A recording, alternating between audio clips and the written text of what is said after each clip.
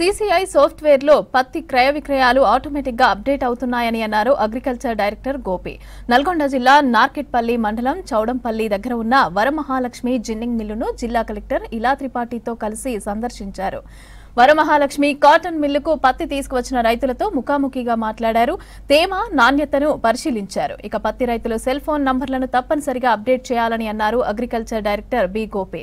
ఖరీఫ్ పత్తి ఉత్పత్తి, జిన్నింగ్ మిల్లులు అమ్మకాలను వ్యవసాయ శాఖ జిల్లా అధికారులను అడిగి తెలుసుకున్నారు. సీసీఐ నిబంధనల ప్రకారం నాణ్యత ప్రమాణాలతో పత్తిని రైతుల మిల్లుకు తీసుకురావాలని అన్నారు. పత్తి అమ్మకాలను ఆన్లైన్లోనే కొనసాగించాలని అన్నారు. జిన్నింగ్ మిల్లుల్లో క్రయ విక్రయాలు, రైతుల వివరాలను నమోదు చేయాలని అన్నారు డైరెక్టర్ గోపి.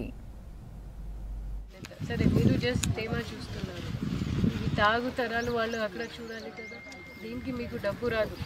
అందుకే మీ మాట విన్నాను కదా ఓపికంగా. ఇప్పుడు మీరు కూడా ఫస్ట్ దీన్ని క్లీనర్తో పట్టాలి అండి. నేను మీకు చాలాసారి చెప్పాను, ఇది ఒక చక్రవి. మీరు నాణ్యత లేని సరఫరా అక్కడ పంపిస్తే దిగుమతిలో